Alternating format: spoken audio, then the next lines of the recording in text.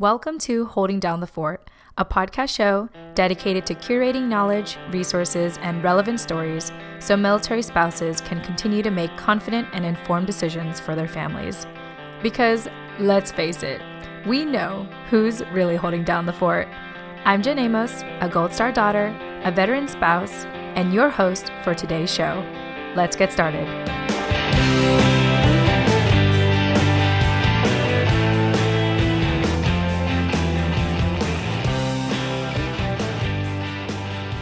Hey everyone, welcome back to another episode of Holding Down the Fort. I hope that you had a wonderful weekend.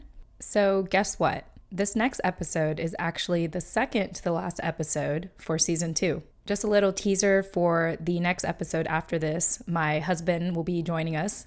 My husband, Scott R. Tucker from US VetWealth, which is the main sponsor for Holding Down the Fort, but he will be joining me for the last episode after this one to wrap up season 2 with me.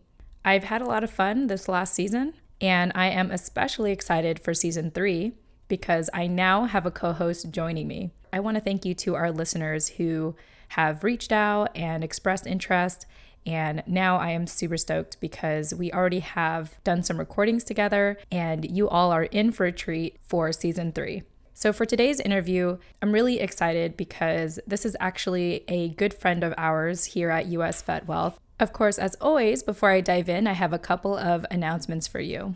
If you've really enjoyed this show and you are interested in getting more content, more knowledge, resources, or relevant stories from our military spouses and military families, consider signing up for our newsletter at holdingdownthefortpodcast.com.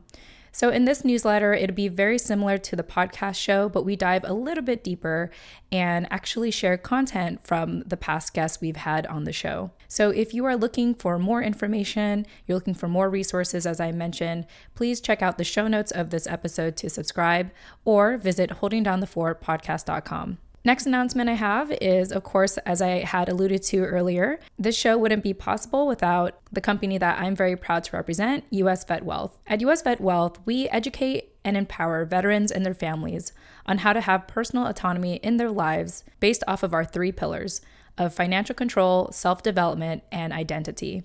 We now have a section on our website at usvetwealth.com where we provide what we're calling the ultimate guide to military life insurance for veterans and military families.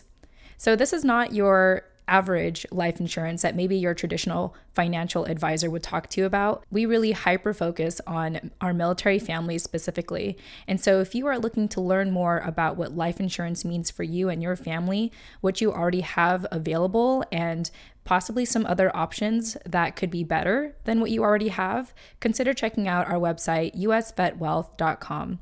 And to get the direct link to our ultimate guide, please check out the show notes of this episode or visit holdingdownthefortpodcast.com. A couple of the things we educate on in this ultimate guide is an alternative to the survivor benefit plan, term insurance, and understanding SGLI or VGLI, how to use the military retirement and pay calculators that are available online in our government websites, and ultimately wealth planning specifically for our veterans and military families. All of these educational resources are free, and once again, you can check out the direct link to this resource in the show notes of this episode or visit usvetwealth.com. Another thing I want to mention is that this ultimate guide is a work in progress. We're constantly adding to it. So if you have any questions related to your military benefits and life insurance that you do not see on this website, please email me at my company email, Jen, that's Jen, at usvetwealth.com. And we'll be happy to talk with the team about it and accommodate it and include it on the website.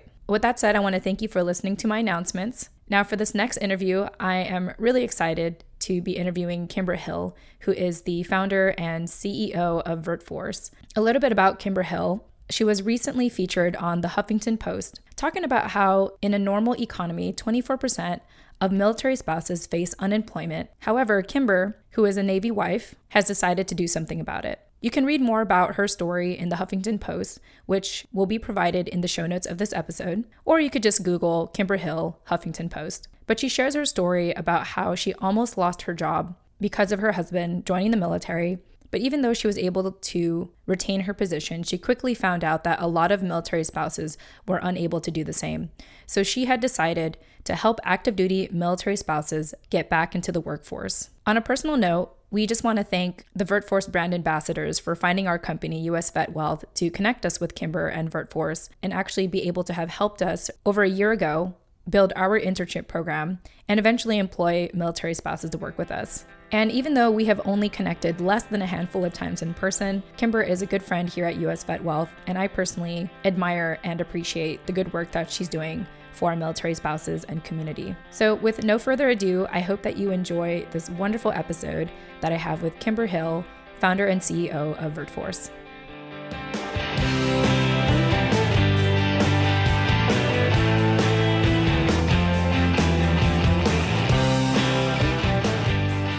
Hey everyone, welcome back to another episode of Holding Down the Fort. And I'm really excited because every time I get to do another show, it means that I get to interview another incredible person in our community.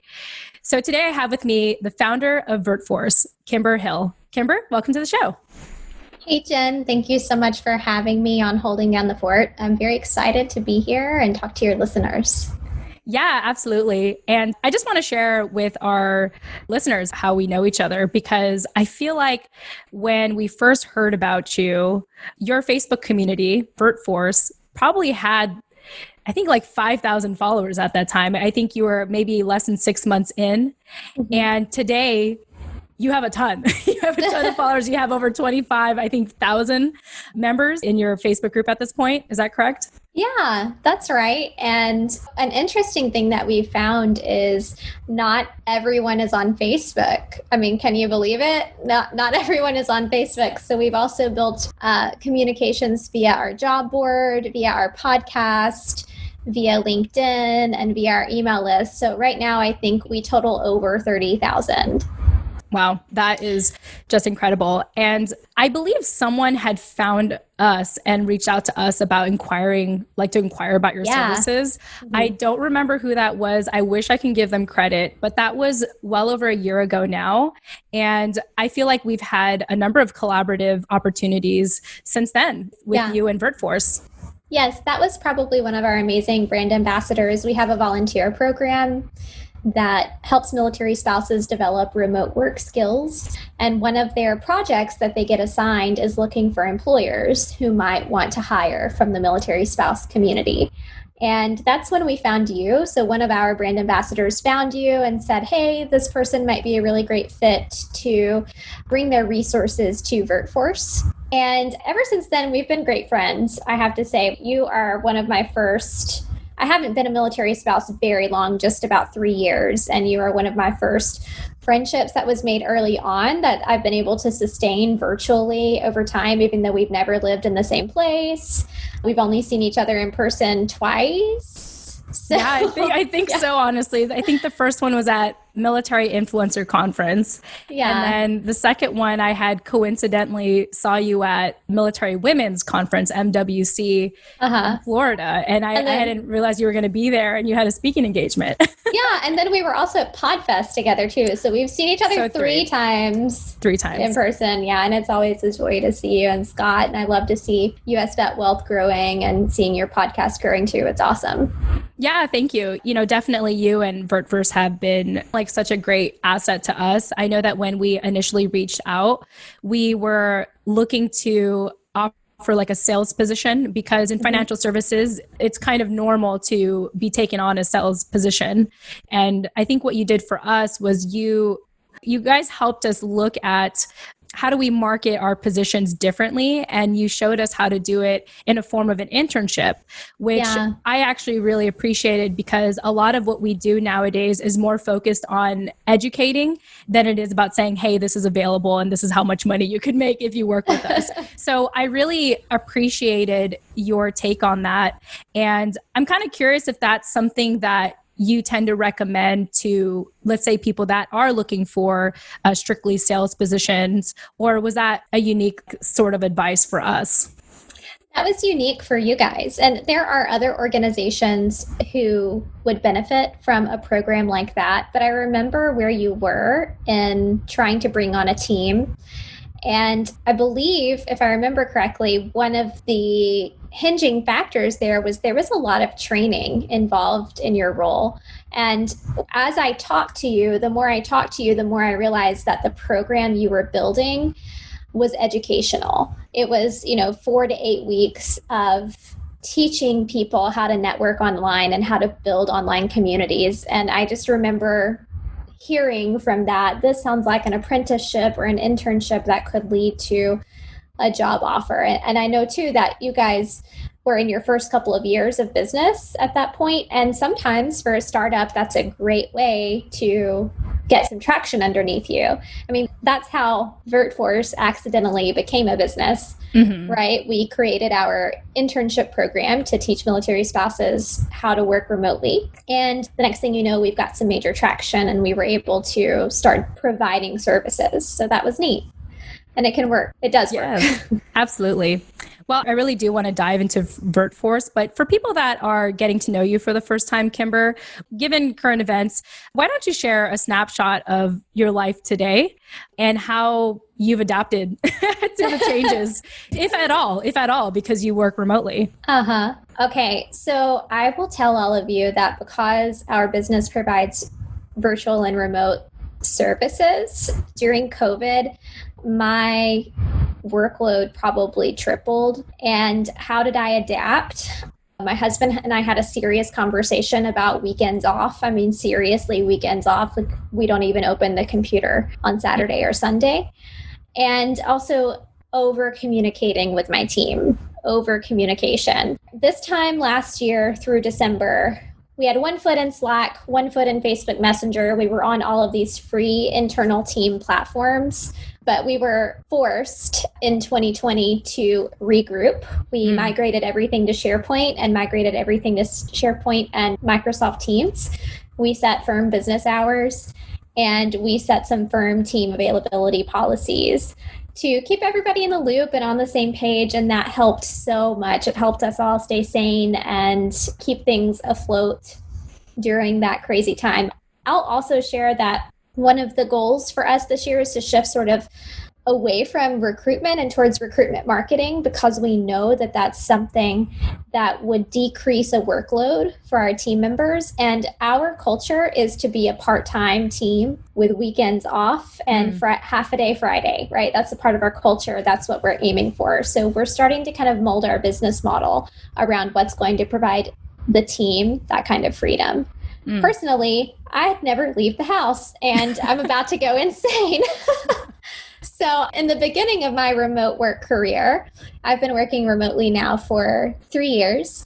In the beginning of my remote work career, I would hear people say, oh, it's so important to get out of the house and go do things outside of the home. And at that point in my life, I was thinking, no, not for me. I mean, I could literally stay in this house all day, every day. And I could. My stamina was at a different level at that point. I was fresh. I was green.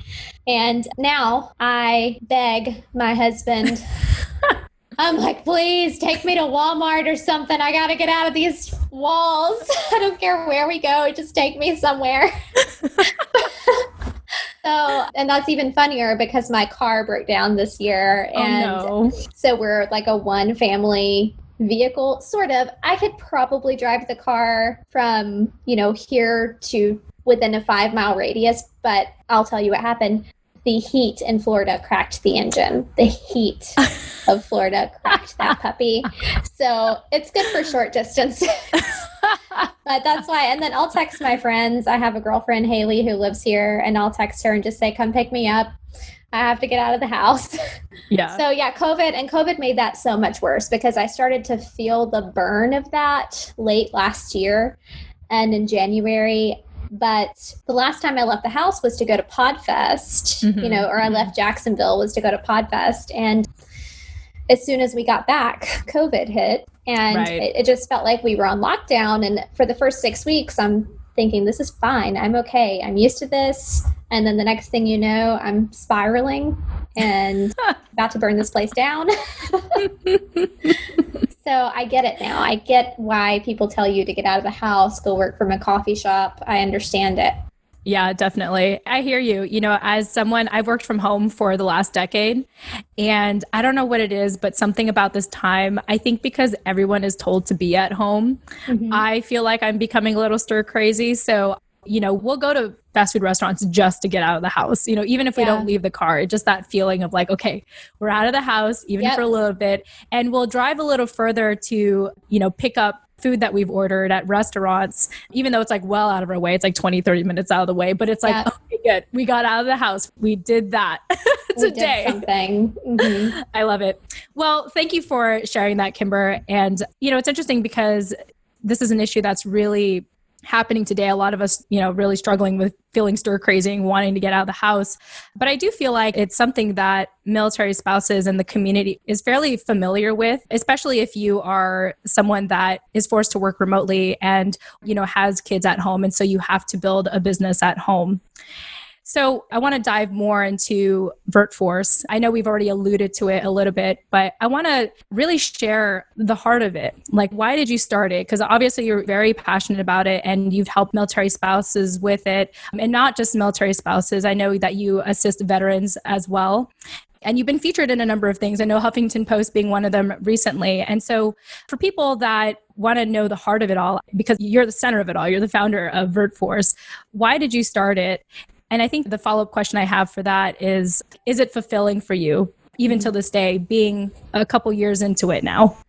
Absolutely. It is fulfilling. And I started VirtForce because I lived the new military spouse journey and I felt it very deeply. I had spent the past, 6 to 8 years building an education and building a career that I love. And suddenly my spouse was selected to go to officer candidate school, which was a dream of his, right? Mm-hmm. Well, we were engaged at the time. And I was just like, yeah, go for it. We can do this. Absolutely. And I don't think it ever really set in for me mentally that what that was going to do to my career, what that was going to do to my career trajectory and where I was going. Not everyone is as career minded as I am. Not everyone wants to work. Some people just want to bring in income for the house. But for me, it's important to have meaningful work in my life that separates me from what my husband's career is and what he does. But honestly, I've been very, career oriented my whole life and had some really big goals. So as soon as he commissioned, we were supposed to have several months before we moved and we didn't. We got orders within 2 weeks and very quickly I almost lost my job. And we were stationed 500 miles away from the nearest facility that performed the type of work that I performed, which was government contracting, very specialized healthcare, IT, government contracting. And it was pretty shocking at first. I was able to stay on with that company remotely by the good grace of the CEO, who I sat down and had a private meeting with, and they were able to find a way for me to stay on remotely. And when I transitioned into the military spouse life, I realized that not every military spouse gets that luxury. And most military spouses, when I talked to them, said, remote work, that's a thing. You can do that. There are companies who will let you work from home. So because I lived that mission, I lived that experience, and I know what they were feeling, and I heard what felt like hundreds of military spouses tell me how unfulfilled they were, having lost their job and not having any career prospects, and being faced with almost a 25% unemployment rate and prejudice in the workplace for being married to the military. I just decided to do something about it. And my mission initially was to educate military spouses about the availability of remote jobs and about the availability of companies who value remote team members, and their whole models are based on distributed workforce. Once we started doing that, VirtForce just blossomed. We developed an employment partner program. And since then, that was 2 years ago, last week. And we've helped over 500 military spouses find remote employment. And we've made a $15 million economic impact on the military community. And it's very fulfilling. I live for those #hired posts that hit our page weekly. It makes us so happy. It makes me so happy. Awesome. Well, thank you so much for sharing that. And I think that in your situation, or in many people's situation, when they feel like they don't have any career opportunities ahead of them, it's easy to just not do anything about it. Maybe just kind of accept the reality and be like, okay, I guess I'm just going to be the stay-at-home spouse. Not that there's anything wrong with that at all, but for people who are definitely career-oriented, I want to commend you for filling in that void and really showing military spouses and our community that it is very possible to not just get remote work, but actually be contracted, be an employee remotely, and to get paid well and to have benefits and, to really feel like an employee, but being able to do it from your home, the comfort of your home, or wherever you're PCSing off to. Yeah, absolutely. And the military spouse journey is so similar for many of us, which is I need a career that I can do part-time if I want to have children, that I can take time off from to have children and come back to. And I need a career that's going to understand when my spouse is on deployment, and I need a career that can accommodate me PCSing. And it's not out of your reach. It's possible. It's possible because really what you're looking for is just a company who's going to be able to provide that in a distributed model where all of their employees are remote. And the fact that you're a military spouse doesn't faze them at all. Or the fact that you're a military spouse excites them because they know how talented military spouses are and how interested they are in hiring more military spouses. So it's a journey for sure, and we're all on it. We're all in different capacities. I see military spouses who just want gig-based work, finish a service desk ticket, get paid $2.50 and move on with your day. And, doing as many of those a day as they can. I see spouses who want six-figure salaries. The biggest thing that I like to communicate is multiple streams of income, setting up some kind of side hustle for yourself, which is why I love you guys and what you do specifically, teaching people how to maximize their benefits, because what are you doing with that income when it comes in? Right. If it's just spending money, are you putting anything back for yourself, right? Setting up multiple streams of income. So you're not completely reliant on one activity. You're not completely reliant on one thing in particular. Yeah. What you'll learn at VirtForce in our community, you'll learn specifically how to look for remote jobs, how to prepare yourself for the remote job market, what's out there, gig-based work, freelance work, project-based work, hourly work, salary work. And with COVID happening, there's just so much more, right? Mm-hmm. People took remote work seriously before COVID, but now after COVID, it's a staple. Yeah. So that's great for military spouses in this demographic if you want to work from home. Yeah, absolutely. Kimber, these last, I think, year and a half or so of knowing each other has been an absolute pleasure. And I continue to commend you and admire you for the work that you're doing in our community and helping so many military spouses. We've said a lot about VirtForce, so I know at this point people will definitely be interested in learning more. So how would they be able to learn more about VirtForce, and how would they be able to get a hold of you if they're interested? Yeah. All right. We have a job board, jobs.virtforce.us. VirtForce. You can email me, Kimber, at virtforce.us if you'd like to chat. We're also releasing a new program on Monday called Resume Bootcamp. If you want to get your resume in fighting shape for the virtual job market, you can check that out at bit.ly/VF-BC. And of course, we have an enormous Facebook group, and we'd love to have another body in there. Come join us, come learn about remote work. My most favorite resource to point you towards, though, is our podcast. And I love that because it's much more personal for you as an experiencer, as someone who's coming to the remote workforce and the virtual workforce to learn about remote work and how to pursue it as a candidate. It's much more of a tailored journey for you. So you can check out our podcast just anywhere you listen to podcasts, search for the word VirtForce, and you should be able to find it. Yes. And if you want to hear my husband, Scott Tucker, he's also one of the people you interviewed on your show. Yeah. I wish I knew what episode number that was, and we can point to it. If you'll give me a second, I'll look it up. Oh, number 7. Number 7, Scott Tucker on finding purpose and unlocking financial wellness. Go listen to it. It's actually a really good episode. I edited that one personally, maybe because I'm such a finance dork. I was like, oh, yeah, keep talking, Scott. And he will keep talking. He loves talking. And, as I mentioned, that was really the episode that inspired us to really pay more attention to military spouses. So just thank you for that opportunity. And I'm just so glad that we can continue to maintain a friendship and a professional relationship together. Kimber, it's been an absolute pleasure having you.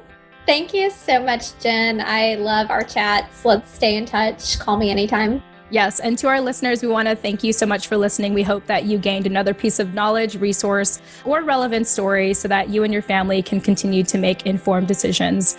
With that said, thank you for listening, and we look forward to speaking with you in the next episode. Tune in next time.